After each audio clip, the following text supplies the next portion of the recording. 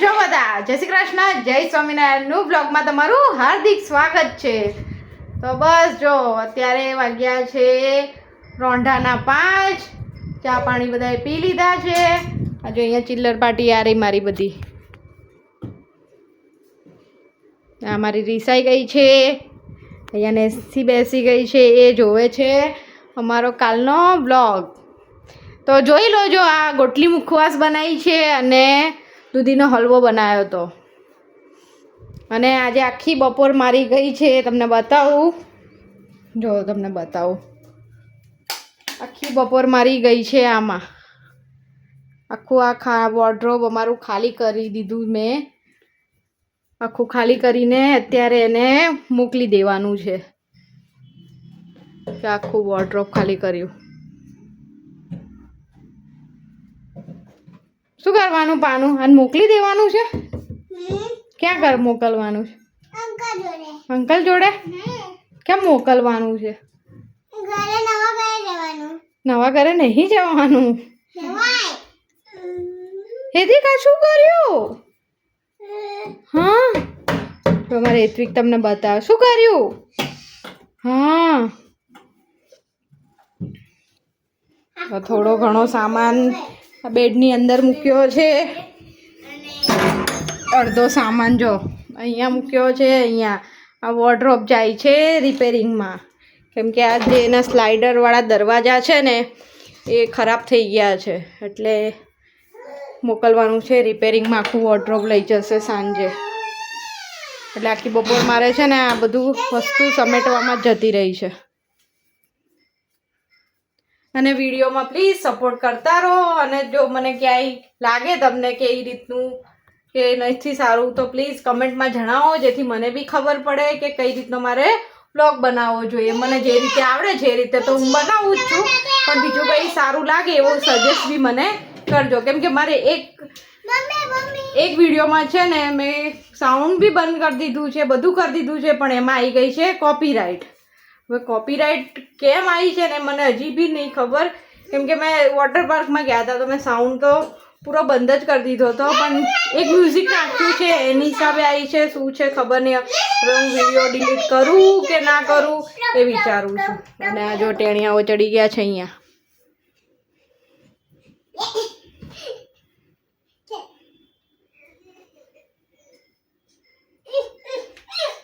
અને આજના સાંજના જમવામાં બનવાની છે દાલ ફ્રાય। તો હું તમને એની રેસીપી શેર કરીશ કે હું કઈ રીતે બનાવું છું દાલ ફ્રાય, અને સાથે જીરા રાઈસ। હા શું? હા એચી, હા હા,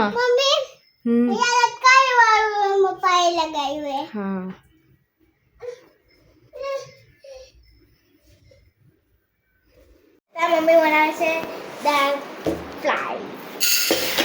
તો આપણે પંચરત્ન દાળ છે ને, બધી 5 જાતની મિક્સ દાળ છે। ચણાની દાળ, મગની દાળ, અડદની દાળ, મસૂરની દાળ, બધી દાળ મિક્સ કરીને આપણે બનાવીશું। જે કે આ રહી છે મિક્સ કરેલી દાળ। અહીંયા જો રસોડા ઉપર ચડી ગયો નમૂ। એટલે ખાવાનું દાળ ફ્રાય?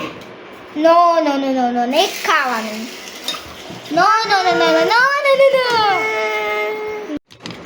હું બાફા મૂકી દઉં છે।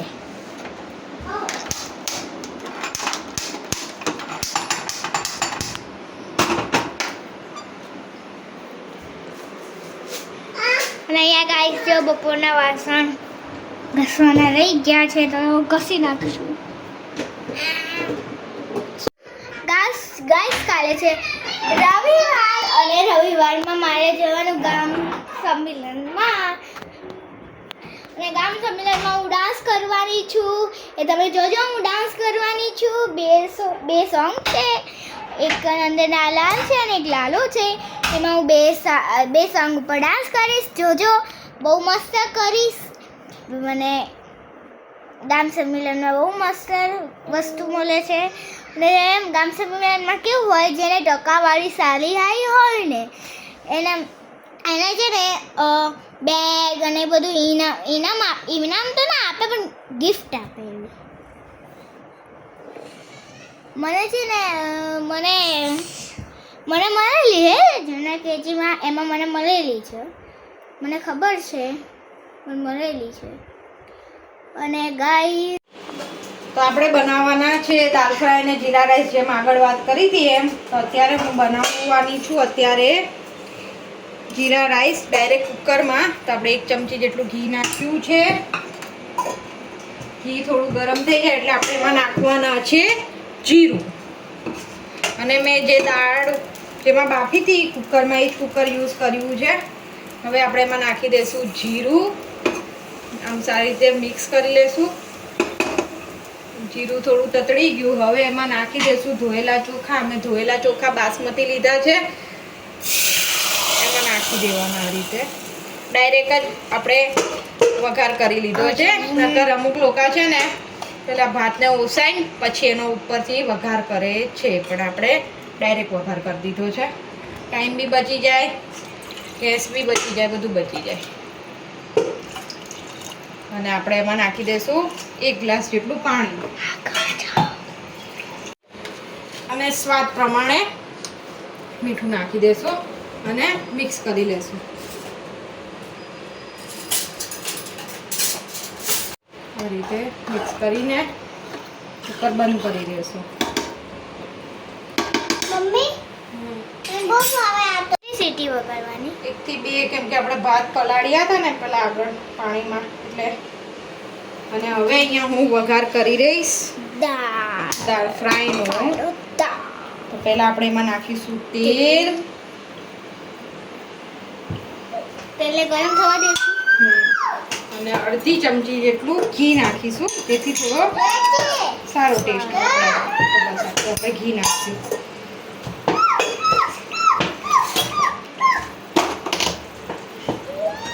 હવે અહીંયા આપણે નાખીશું જીરું થોડુંક તતડે એટલે આપણે એમાં હિંગ નાખવાની અને મીઠો લીમડો સૂકું મરચું તમાલપત્ર બધું નખાય પણ મેં નથી નાખ્યું કેમ કે સૂકું મરચું નથી અને તમાલપત્ર બી નહીં આપણે હિંગ નાખીશું હવે મીઠો લીમડો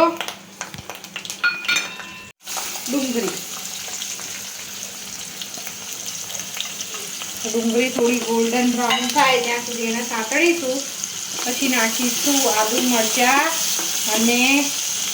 આદુ મરચાં લસણની પેસ્ટ આજે મેં કરી છે અચકચરા પીસી લીધા છે એ આમાં નાખીશું જો અત્યારે આ મસ્ત સતળાઈ છે ડુંગળી અને ટામેટું નાખીશું સાંતળવા તો દે ટામેટું લઈ લીધું છે અને સુધારી લઈશું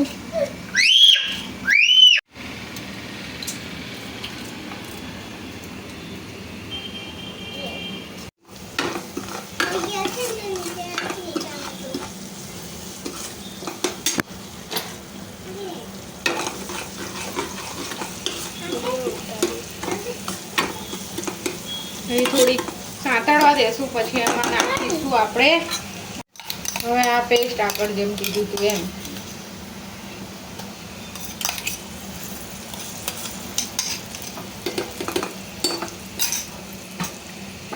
હવે મિક્સ કરીશું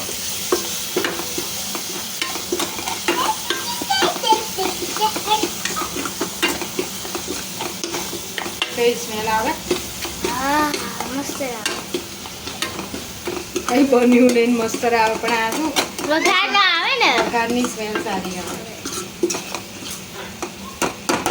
આપણે એમાં નાખી દઈશું ટામેટું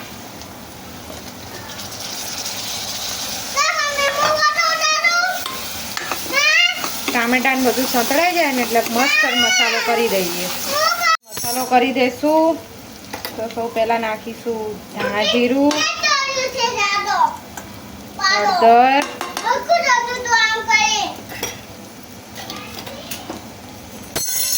મરચું અને મીઠું સ્વાદ પ્રમાણે બધું સારી રીતે મિક્સ કરી લેવાનું છે ને આપણે પાણી નાખી દઈશું અને મસાલાને ચડવા દઈશું જેથી કરીને મસાલો શું આની અંદર સારો મિક્સ થઈ જાય અને બેસી જાય, સારો ટેસ્ટ બી સારો આવી જાય. તો અહીંયા હવે આની સીટી થવાની તૈયાર. અહીંયા હું અત્યારે બનાવી રહી છું ટેટીનું શાક સાથે સાથે. તો અહીંયા આપણે પહેલાં નાખીશું થોડીક એવી રાઈ. હવે એમાં આપણે નાખીશું હિંગ અને આદુ મરચાં લસણની પેસ્ટ. થોડી સતળાય એટલે ટેટી નાખી દઈશું. હવે આપણે નાખી દઈશું ટેટી અને સારી રીતે મિક્સ કરી લઈશું.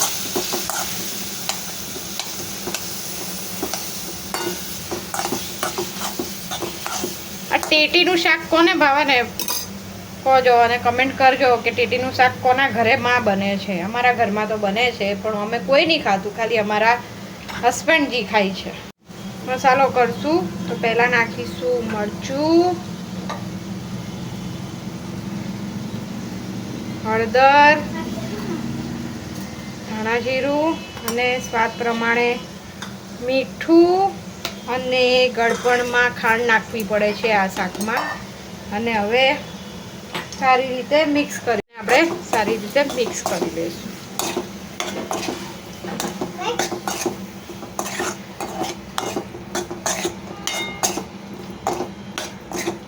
હવે આને છે ને થોડું સહેજ એવું પાણી નાખીને ટેટીને ચડવા દેવાનું. તો આપણે પાણી જે આપણે પીસી હતી ને જારનું એ જ પાણી આમાં આ રીતે એડ કરી દેવાનું. અને આની જોડે હવે હું બનાવીશ ભાખરી. અહીંયા શાક બધું આપણું શાક ત્યાં બનાવતી હતી એટલે મને શાક યાદ. હવે અહીંયા બધો મસાલો સારી રીતે ચડી ગયો છે. અને હવે એમાં આપણે જે મિક્સ દાળ હતી બાફેલી એ નાખી દઈશું.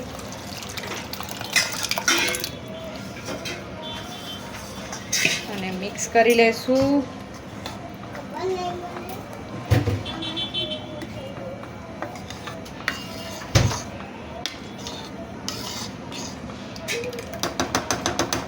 ભાત કર્યા હતા ને હા જીરા રાઈસ, જો એ આ રીતે થઈ ગયા છે. જો મસ્ત બની ગયા છે કુકરમાં અને એકદમ છૂટા છૂટા પરથી બન્યા છે. જો